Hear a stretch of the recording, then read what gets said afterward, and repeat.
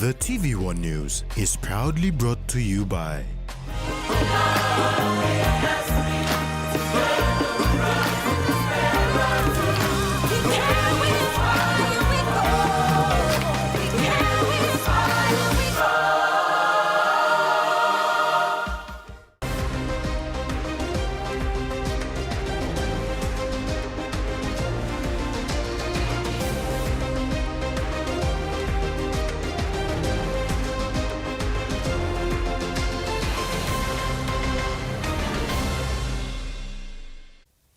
Good evening, I'm Rex Lita with the news. In this edition, EITI validation exercise begins. Level 4 district hospital launched. And warring tribes in Southern Highlands make peace.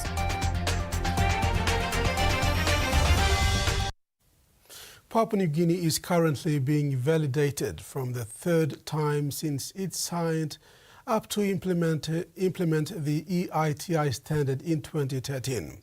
This validation exercise is a mandatory assessment to measure the country's compliance with global transparency standards in its extractive sector, especially its mining and petroleum sectors. It aims to strengthen governance, improve revenue accountability, address 2022 corrective actions, and boost investor confidence to combat corruption, particularly as Papua New Guinea is on the Financial Action Task Force grey list.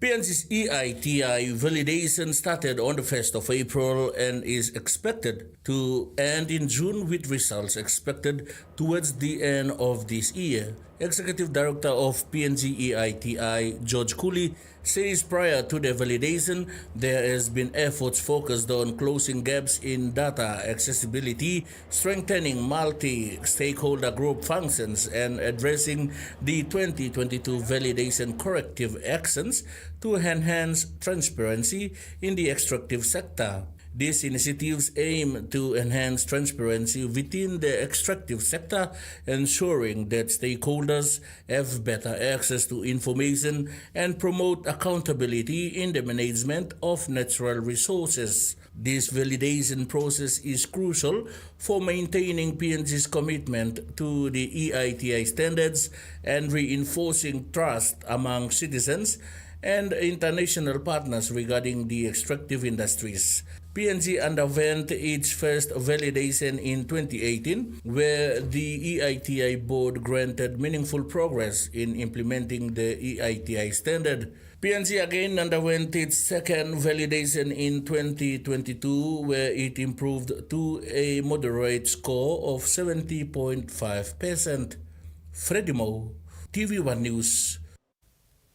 Chief of Defence Rear Admiral Philip Polewara, while acknowledging the effort by the media to seek information from his office about the PNGDF recruitment exercise, he said he will not comment on this pending the completion of the external investigation. Polewara, in a statement, said they are in full support and will cooperate in the investigation announced by the Prime Minister and the Minister for Defence, James Marape.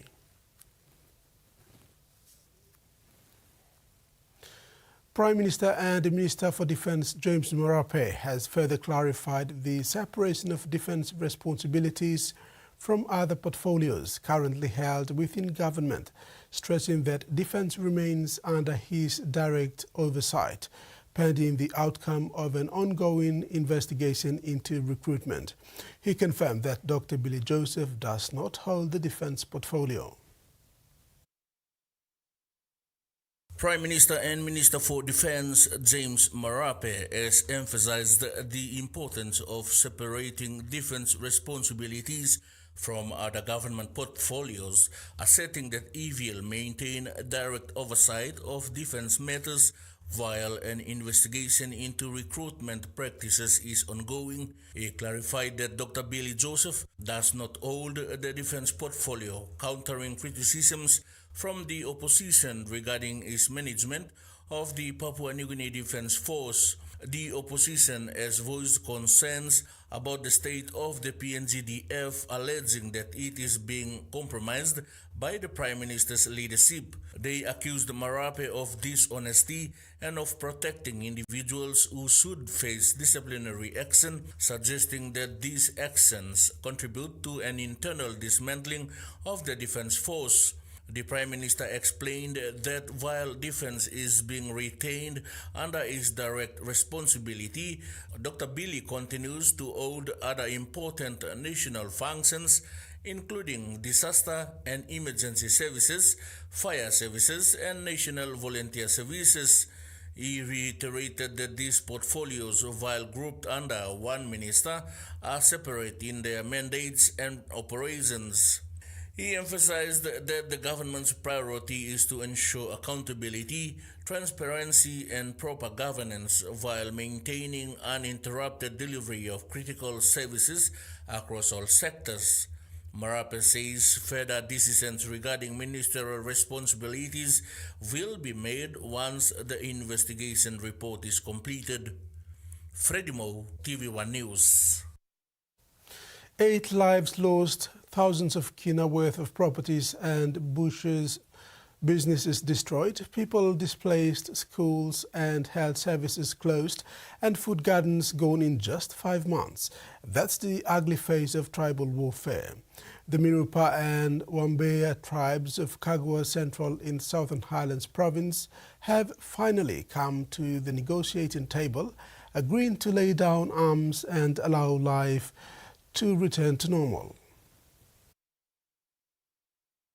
Ceasefire agreement was signed over the weekend to signify this. This agreement is about more than just laying down arms. It is about enemies seeing eye to eye for the first time, sharing a can of Coke again, and most importantly, it is about people not living in fear anymore. They can now sleep soundly and children can return to school without fear. The agreement was reached after months of peace talks and dialogues. Many individuals, local elites and businessmen, neighboring districts, churches and the Southern Islands Peace and Restoration Committee put time and resources to ensure peace was reached. The signing of the agreement on Saturday, 18th April 2026, marked the successful culmination of those efforts. You were clear on how we came here. What you talked about, the discussions that we had, the disagreements that you had, but we managed it. You managed it, man. We managed it to be here today. If we had not managed it, suppose we not look Savile, Bell Lady, Bell Wari, blah, blah. If we had walked away, we would not be sitting here today. Deputy Police Commissioner for Operations Samson Kua was present to witness this and commended the warring tribes for choosing peace over violence. Me like to thank you because the day is historic, especially your leaders like MD Mano, they were you said your leadership were actively involved in bringing the tribe alongside. You have done great justice for Kagwa people. The tribes were urged to own this agreement and never to return to conflict after the signing. This document paper by you signing and you power plus the paper. You by owning. Plenty time is out to give you some hero in a man, he only M16. Hero is the man that Simpisa. I'm start, sorry. Today you remember sign here? I'm start. Long blow road is up yet. It's like devil where I'm starting. Make him Naomi fight. I'm told that we've lost about 8 lives. There's no way we're going to bring back these 8 lives. That's the bad thing about fighting. Kagwa, you face those Southern Islands. So, boss, you may have a bagar na Bogomosem, Nogadman Bagam Layam Bagam, Trophic Bagosum Layete. That's why we put in time on me. David Ware put in time on you. Rode and David Ware over in Nagaman, 1 month in total. Representatives of the warring clans also pledged their commitment to uphold the terms of the ceasefire agreement and thanked everyone for their efforts in helping them reach peace. So, Magi Mosh was a tribe. Mina Toksore, first of all, people of Kagurabe.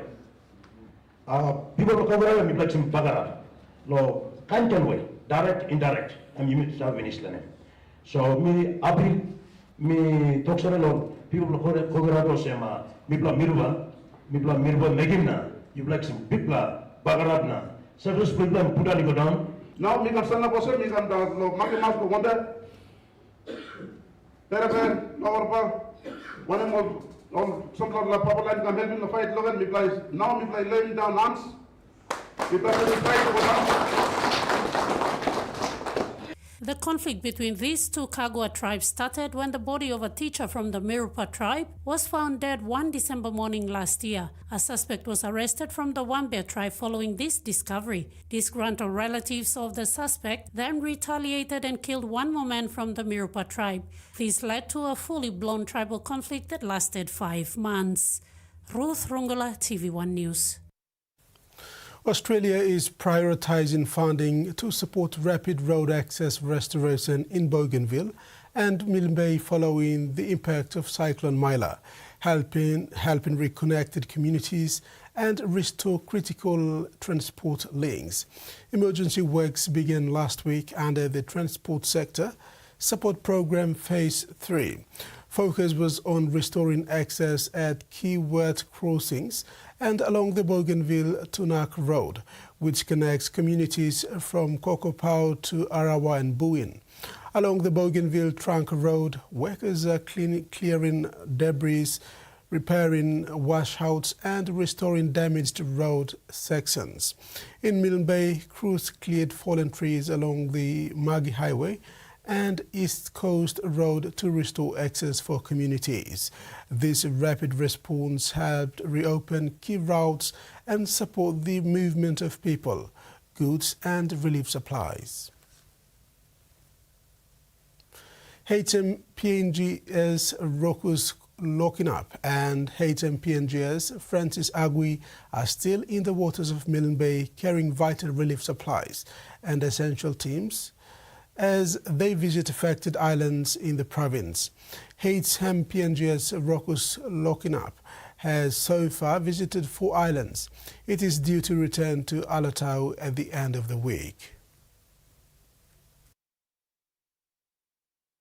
The TV1 News team on board HMPNG has Rokus locking up travelled to 4 villages since leaving Alatau on Sunday afternoon. On the first day, HMPNG's Rokus locking up travelled 8 to 9 hours from Alatau town to Gua Super Station and arrived around 8 a.m. The relief and assessment team conducted their first assessment on this island as well as providing relief supplies.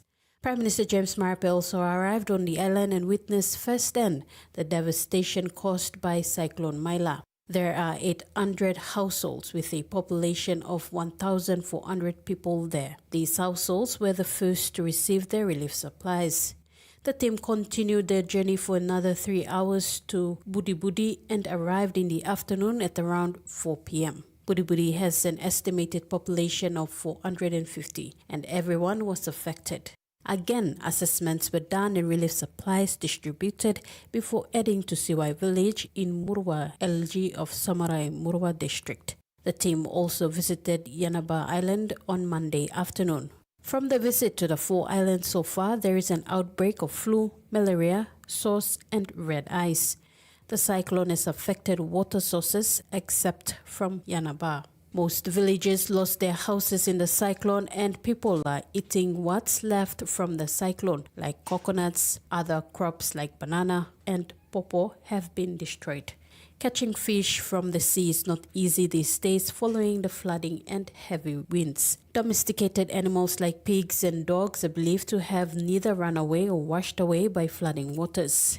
HMPNG's Rokus locking up was anchored today at the Losuai station in the Kiriwana Good Enough LG and relief supplies handed out to local leaders who will redistribute to the other islands in the LG. The ships will have handed back to Mura to see other affected islands like Egon, Gawa, Kewata, and Iwa, all in the Samarai Mura LLG. The relief and assessment team will be out at sea visiting more communities in the coming days before heading back to Alatau, possibly by Thursday or Friday afternoon. Tracy Pa, TV1 News.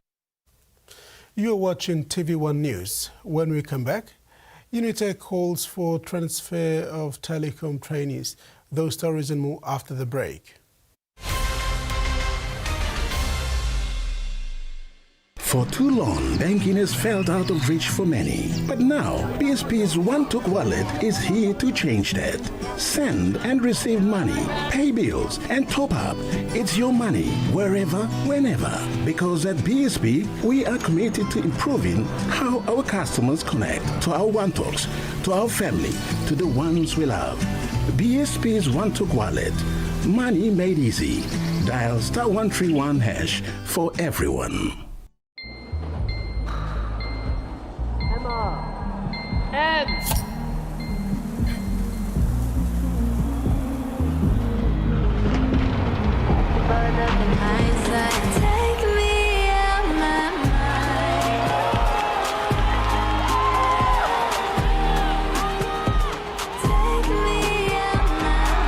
When you're all in, anything can happen. Grab a Coca-Cola and enjoy the moment.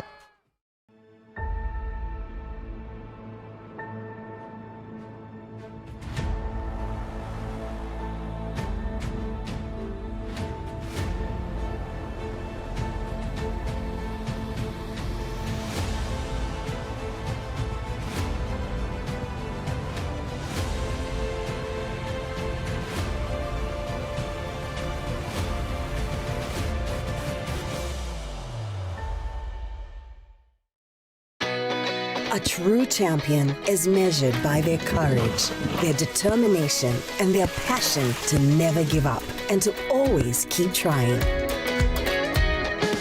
With a delicious Milo in milk taste and added nutrients, Milo in milk is a great way to fuel our little champions with nourishing energy every day. Because true champions give it their all. Milo, PNG e Mia! Pine PNG made.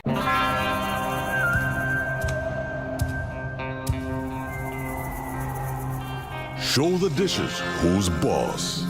Fight mess with Axion, the tough grease stripper.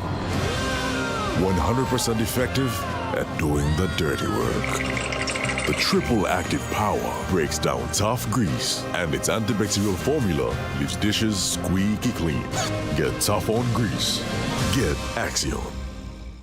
My hunch was right all along. Scumbag, this is where you went. What do you plan to do to Samantha? Senor Facundo, we've retrieved the money and the drugs.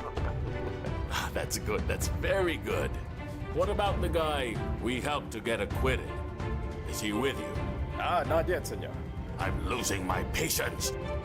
But I also know that I won't be at peace until I've gotten justice for Mokang's death. The Pacific flooded with drugs. Over 2 episodes, we take you across the Pacific to lift the lid on the sinister web of transnational crime. We have become ground zero. Everyone's involved. It's a free-for-all. Some officers forgot that they are police officers. Matthews has increased. Fueled by smugglers paying with drugs. Fiji is the world's fastest growing HIV epidemic. Fiji is at risk of becoming a nation of zombies. Foreign correspondent.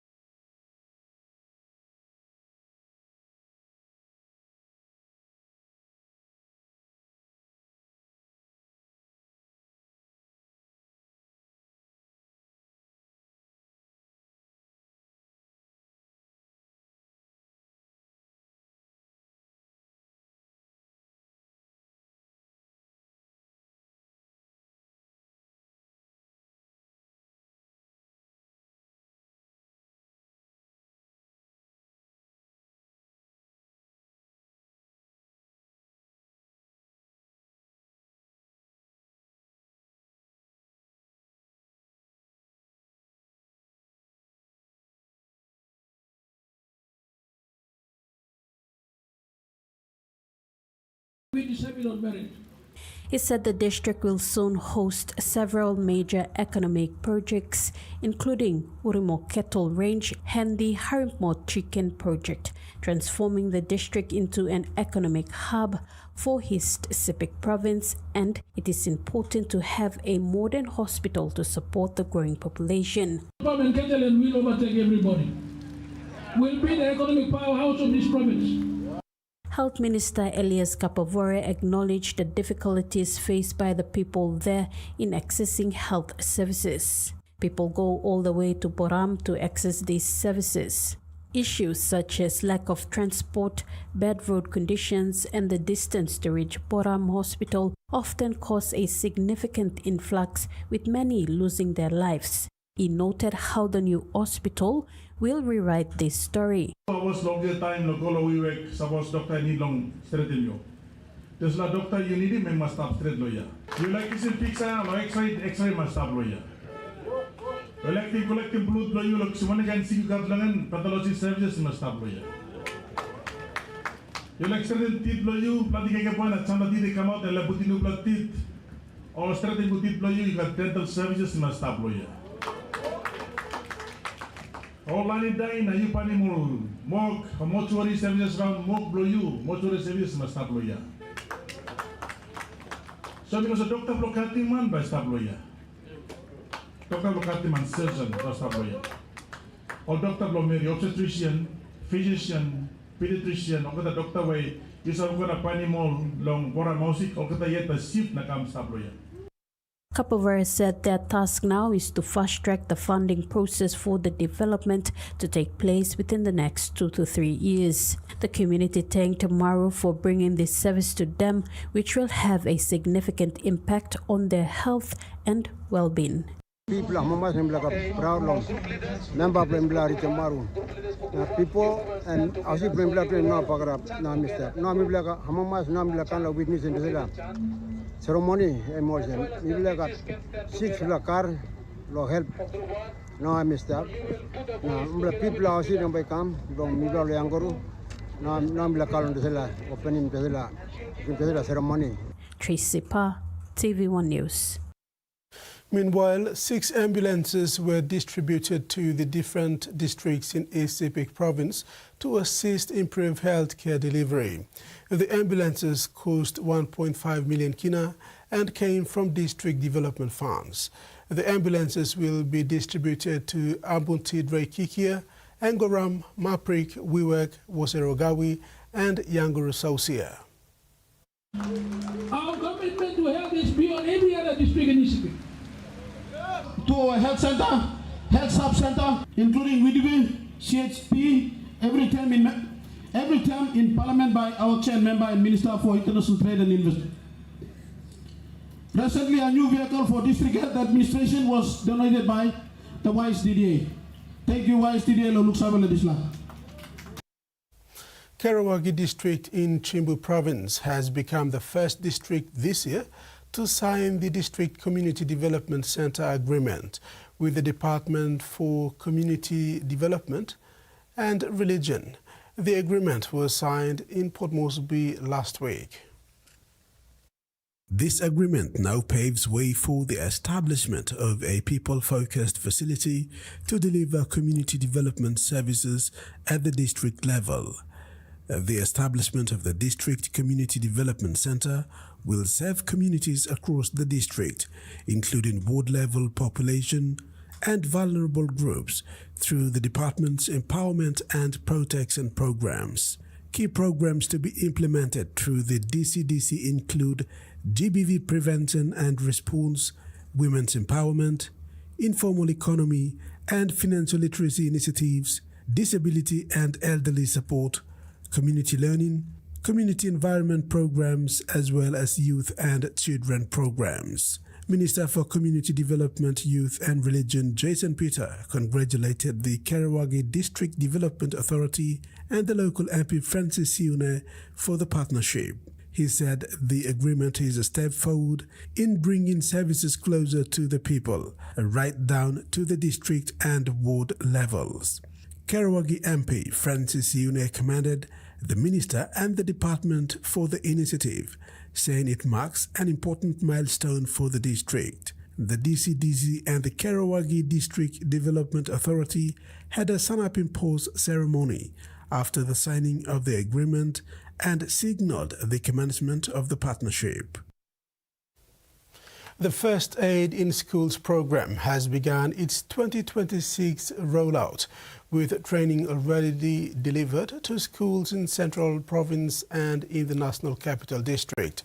The program is a joint initiative of the National St. John Ambulance Papua New Guinea and the Sir Brian Bell Foundation, providing students with basic first aid, disease prevention and emergency response skills. Training started at Yarawari Agro-Technical School in Sogari before expanding to several schools in Port Moresby, including Cop College, St. Joseph International School and Marionville Secondaries. National St. John says about 700 students have been trained so far this year. Since 2018, more than 13,000 students have benefited from the program, which is set to expand to 15 provinces nationwide in 2026. A long-serving public servant and community leader has been recognized by the University of Goroka for his contribution to education and national development. Chancellor of UOG, Joe Sinewemin, was awarded a honorary doctorate of philosophy during the institution's 29th graduation ceremony last week. The honorary award was conferred on Tuesday during the University of Goroka's 29th graduation ceremony, witnessed by graduates, academic staff, invited guests, and members of the public. Dr. Joe Sinewemin, originally from Simbu province, received the honorary doctorate of philosophy in recognition of his leadership and service at the institution, as well as his contribution to public service in Papua New Guinea. The university said the award also recognized his work across government departments, state-owned enterprises, statutory bodies, churches, non-government organizations, and community groups. Family members, relatives, colleagues, supporters, and members of his community traveled to Goroka to witness the occasion. He dedicated the achievement to those who supported him throughout his career. Following the award, he will now be formally known as Chancellor Dr. Joe Sinewemin, PhD. He also reaffirmed his commitment to continuing his work with churches, community groups, non-government organizations, and civil society across the country. Joanna Pile, TV1 News. While graduation days are proud moments for the graduates and their families, some graduates have stories of how they've made it this far. For one graduate at the University of Goroka, it was a powerful story of perseverance and hope. Among the more than 1,000 students who graduated during the university's 29th graduation ceremony was Noah Kunz Boli, a visually impaired student whose journey to success inspired many. Strength is not measured by what we see, but by what we overcome. Those words reflected the moment Noah Kunboli walked into the graduation stage at the University of Goroka. Among the 1,193 graduates, Noah stood out not for attention, but for the journey behind his achievement. A visually impaired student from Yalibu in Southern Islands Province, Noah graduated with a bachelor's degree in education with honors in special and inclusive education under the School of Postgraduate Studies. Watching proudly from the crowd was Noah's family, who traveled all the way from Yalibu to witness the milestone. According to Noah, this is his third time to wear a gown, but said this one was special as he graduated with a bachelor's degree, and he said he's ready to go further, even to do his PhD studies.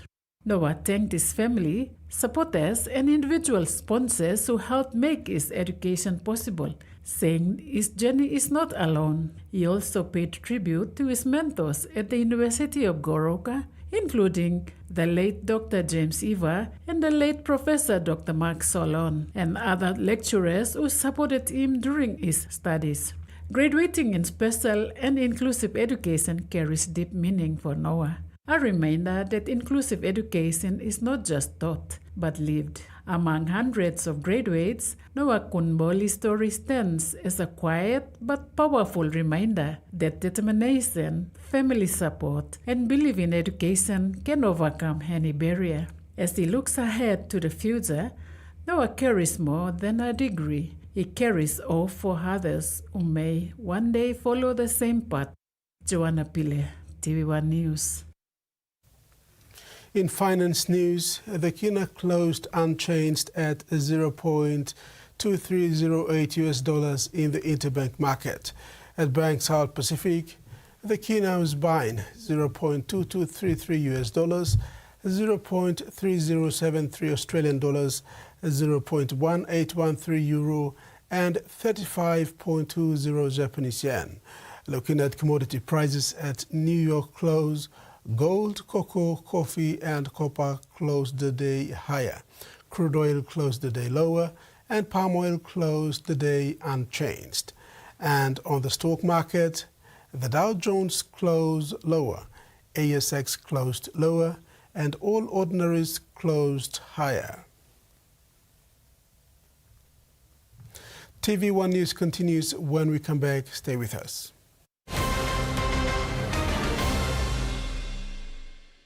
Banking doesn't have to be complicated. With PSP's One Talk Wallet, control your money wherever, whenever. Dial *131#, enter your PIN, select cash in or out, and generate a secure code to withdraw cash. It's the only wallet for cardless ATM withdrawals. Send and receive funds, pay for goods and bills, or withdraw cash with ease. All with PSP's One Talk Wallet. PSP's One Talk Wallet. Money made easy. Dial *131# today. And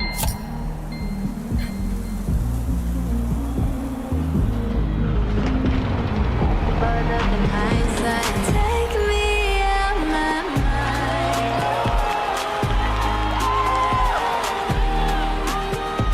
Take me out my mind. When you're all in, anything can happen. Grab a Coca-Cola and enjoy the moment. The PNG LNG project has now generated more than 30 billion kina for Papua New Guinea since production commenced. Nearly half of this amount has been paid as tax. Equity distributions are paid to KPHL and MRDC based on the interest they hold.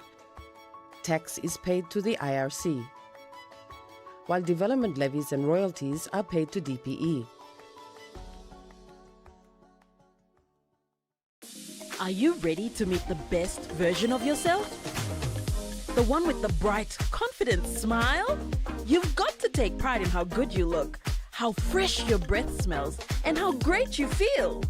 To boss it at work, to be your best for uni, or to catch the eye of that special someone. You've got to brush up your vibe with whiter, healthier, brighter teeth. Brush up for confidence with Colgate. You sabe tu awesome condom and one way where you can abrusim seek HIV, STI na unplanned pregnancy? Tingim, use him condom long right way. Stop safe na look out him you yet. Use him condom all get a time. Suppose you no save long HIV status long partner blog you or suppose you got plenty partner. Use him condom good all get a time. Long haborusim seek HIV, STI na unplanned pregnancies. Use him condom banisim you yet na future blog you. This platok save ikam long National AIDS Council Secretariat. where's my daughter? Me no save sister. Friends blame Nadia trying to ring him at a solemn answer. Ayo, this la bikin ini pa buwe. Hector. Hey. Come visit us on a Siron. You may look him stab, and by still trust him you time and find out no something you make him. Now when we save him sa company, no one kind problem you work make him. Just admit that's all. I'm doing you a favor. No. You know not make him dispel on me.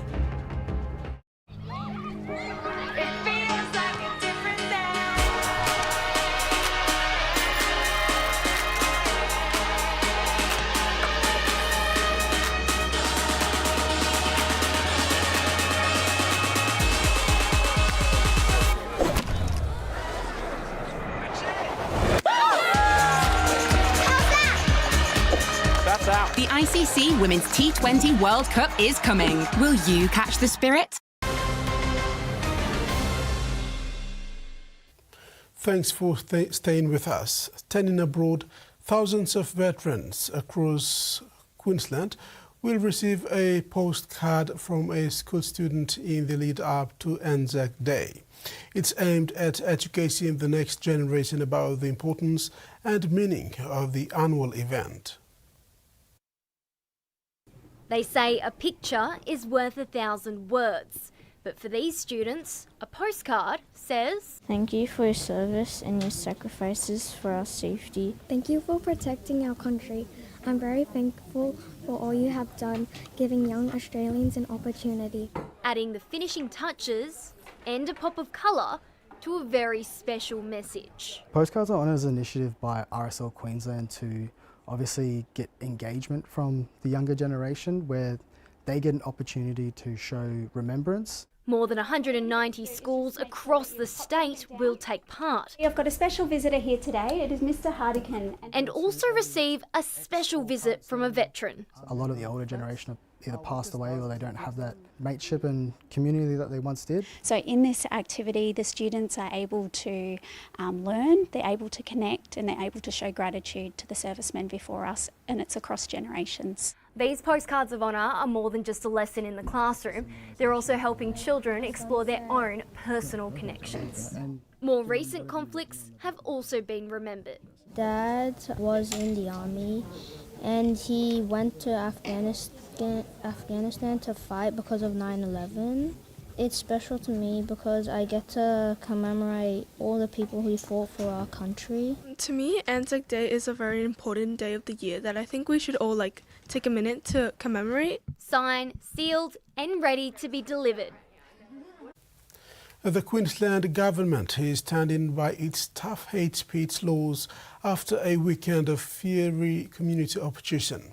The defiant stance comes as a minister faced questions over whether he breached electoral laws.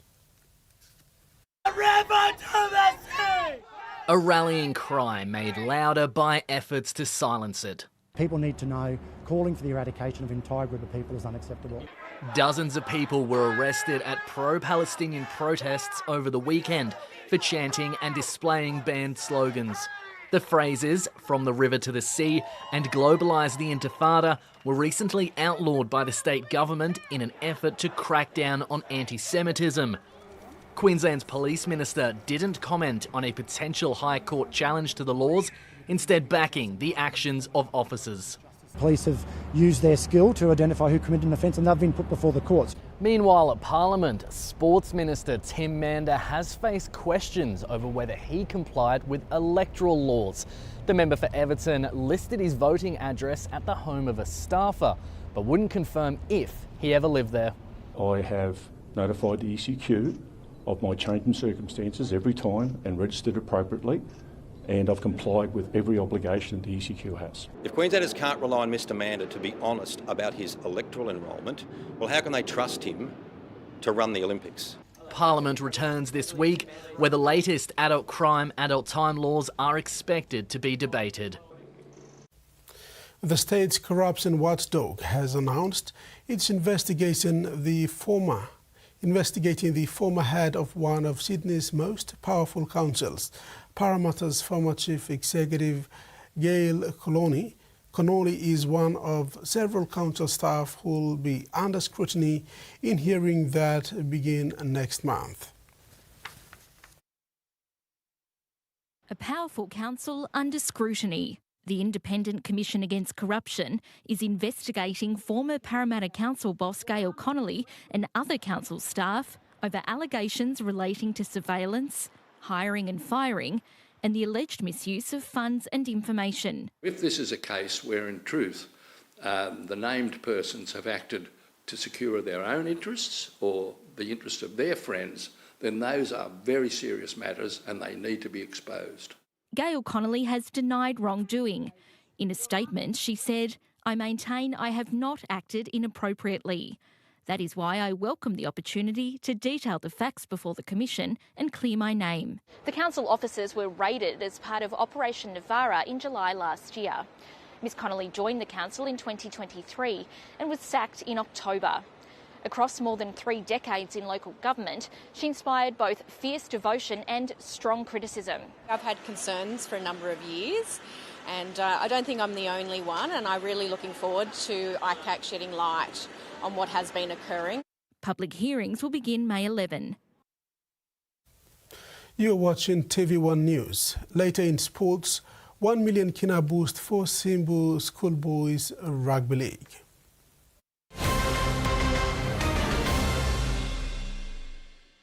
Ready for the world, so is your TISA Visa card.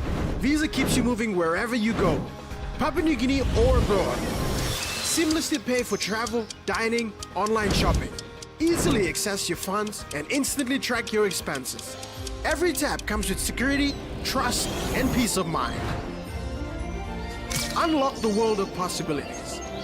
And it all starts with the new TISA Visa card. From our homes, where every morning starts with a taste we all love. A taste that holds memories and shared stories. A taste that can bring friends together. Made with care and loved in every corner of PNG. Inspired by our champions and rooted by our family values. Snacks, so crunchy and tasty, it's irresistible. The PNG LNG project has now generated more than 30 billion kina for Papua New Guinea since production commenced. Nearly half of this amount has been paid as tax. Equity distributions are paid to KPHL and MRDC based on the interest they hold.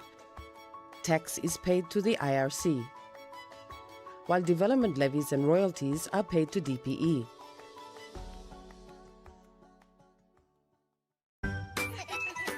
Every growing child needs the best care to help them grow physically, socially, intellectually, and emotionally.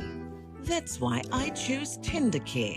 It keeps skin clean and fresh and is hypoallergenically tested for gentle and safe protection.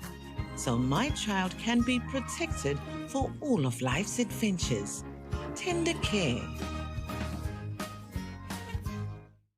Use Savetu Wholesome Condom and Wambla way where you can abuse him seek HIV, STI na unplanned pregnancy. Ting him, use him condom long right way. Stop safe na look out him you yet. Use him condom all get a time. Suppose you know save long HIV status long partner blog you or suppose you got plenty partner. Use him condom good all get a time. Long haborus him seek HIV, STI na unplanned pregnancies. Use him condom banish him you yet na future blog you. This platok save ikam long National AIDS Council Secretariat.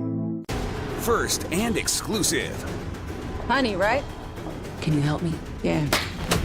You're fascinating. We're gonna be all right. We're 4 big, strong men. Captain, is my boy still alive? There are a lot of people saying you could be the next great quarterback. I want to be the GOAT. Yeah, we play some football! What is this? I had a bad dream. Hello, Finney. First and exclusive. All new on Saturdays.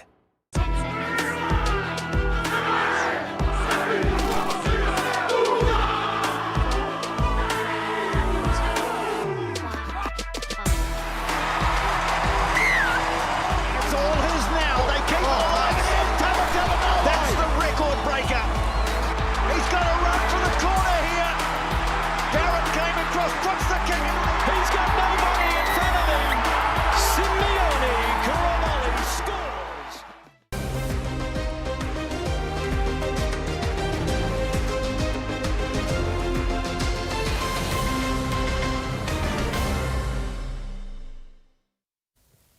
In sports, NRL legend Billy Slater and Andrew Johns believe Nathan Cleary could be a primary target for the PNG Chiefs. This speculation follows recent discussions on the Sunday Footy show on Channel 9 regarding Cleary's contract status and the financial power the PNG Chiefs could bring. NRL legend Billy Slater noted that there is going to be the great opportunities for Cleary to join the PNG Chiefs, given the club is offering tax-free money. However, not everyone believes money could be the driving factor. Rugby League immortal Andrew Johns insists clearest motivations go beyond financial gain. Somewhere else. So it's going to be a huge attraction for Nathan at that time of his career if he wants to go and set up a new franchise. Like, we know what player he's going to be. He's not going to go there just for the money. He's going to go there to try and create success for that country and that new franchise. But I think the Papua New Guinea Chiefs will be the really attractive one if he wants to go. I guarantee near down the bottom would be money. Nathan doesn't play for money. He plays because he loves the game and he respects the game, and he wouldn't go to PNG purely for money. I know it's a huge incentive. He'd be going there to improve him out of sight. The PNG Rugby Football League has continued rolling out training programs and clinics aimed at upskilling match officials and other technical personnel as part of an ongoing push to keep refereeing standards in touch with the evolving game across the country. Officiating at the recently staged PNG RFL National Academy Championship in Port Moresby and Goroka was another stepping stone for these match officials to develop and perfect their craft in refereeing at the next level. Junior Amatab, who recently took up refereeing last year, is making significant strides in his second year. Officiating the recently staged PNG RFL National Academy Championship in Port Moresby was another step up for Amatab and fellow match officials as they continue their development. He said the academy experience has been a valuable learning opportunity. For me personally, I've been. It's quite a challenge for me, to be honest. I've been learning a lot from the senior referees as well, and also some of our boys. They've been helpful, pushing us through the training and getting the basics right regarding refereeing and all this. Amatab served as both referee and task judge during the Academy Championship, putting into practice the lessons from his training courses. For me, yes, it's been quite helpful for me, to be honest. I've been part of the team for some time, and for this game, it has helped me tremendously about how to apply rules. We're with juniors, so basically our rules are not like the digital cup. We're only given the rules. We kind of, what would I say, the standard of the rules, we're putting it down to their levels. So as a community rugby league coming out from that, that's where we are applying to the. He added that while the laws of the game are consistent across the board, some stricter interpretations are relaxed at junior levels to allow junior players and officials to learn the basics. Challenging, and it's a good experience for me, and I believe my friends as well, my colleagues. It's a quite good experience for me. Junior Amatab sees the Academy tournament as a stepping stone. We are new in reference, so this is where they'll assess us in order for us to go up to the next level. So there's NYC, Santos, and then eventually to Digital Cup. So this is where we start from. Junior also expressed gratitude to PNG RFL Head of Player Pathway and Development Joe Grima and his team for the opportunity and support. The PNG RFL says continued investment in referee education and on-field experience is central to raising officiating standards across grassroots and elite levels, ensuring referees are prepared for the demands of modern rugby league. Terry Longwood, TVWAN Sports. Simbu Province launched its first schoolboys rugby league at the Kundiawa Dixon Oval on Sunday, with a match between Kondom Agundo Memorial High School and Kundiawa Lutheran Day Secondary School. The opening match was performed by Simbu Provincial Governor Noah Cool alongside officials from the Kundiawa Rugby League team. Former Kumulan Simbu Governor Noah Cool, while doing the honours, also announced a 1 million kina commitment to develop the Simbu Rugby League program. The funding will support a schoolboys competition across all 6 districts of the province and aims to identify and train young athletes to strengthen the Simbu Warrior squad for the Digital Cup. He said all selections will be made through a full board of management and directors of the Simbu Rugby League. Schools stressed that rugby league is the leading sport in Simbu and called for broader participation so that the program can grow and more young men in Simbu can play at the national level. The governor also emphasized that players must follow the rules and regulations of the province's rugby league and maintain good discipline. Simbu Acting Principal Advisor for Education, Kimbe Mugua, and the Provincial Education Board have approved the Schoolboys Rugby League, confirming that all schools from the 6 districts will be eligible to participate. Terry Longwood, TV1 Sports. The 2026 HSBC Hong Kong Sevens delivered decisive outcomes across both the men's and women's competitions, with South Africa's Blitzboks lifting the men's cup and New Zealand's Black Ferns extending their dominance. In the women's tournament, the event staged at the ICAC Stadium reinforced its position as one of Rugby 7's most significant global showcase, drawing elite teams and large international audiences. Secured the Hong Kong Sevens men's title with a victory over Argentina in the cup final. The result marked a major milestone for the South African side in the HSBC SVNS series. The Blitzboks performance across the tournament was consistent, culminating in a controlled final display that secured the finish as champions. Argentina, despite reaching the final, fell short against a disciplined South African unit. In the women's competition, New Zealand's Black Ferns Sevens completed an unbeaten run, defeating Australia 1914 in the cup final. The victory confirmed New Zealand's status as the top-ranked team in women's rugby sevens. Their campaign featured structured attacking play and defensive control, which proved decisive in close matches. The Hong Kong Sevens continues to be one of the most prominent events in global rugby sevens, marking 50 years of competition. The tournament forms one of the HSBC SVNS series, a key pathway to World Championship events. Terry Longwood, TV1 Sports. That's it for sports. Now the weather report. In regional forecast, southern scattered showers and isolated thunderstorms with areas of heavy rain and potential to cause flash riverine flooding for Gulf, Oro, Central and City provinces. Momase, scattered showers and isolated thunderstorms with areas of heavy rain and potential to cause flash riverine flooding for parts of the region.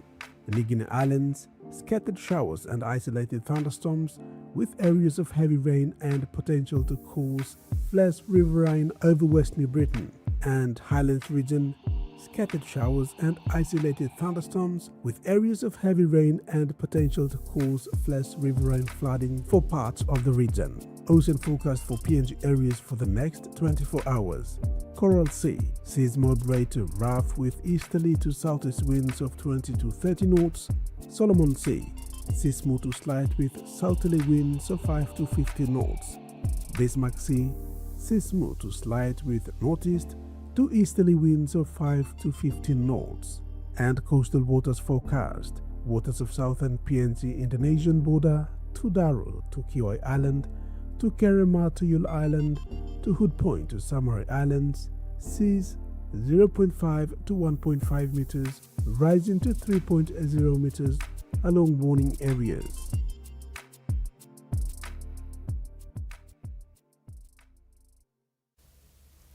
That's been another edition of TV1 News. Thanks for your company. Good night.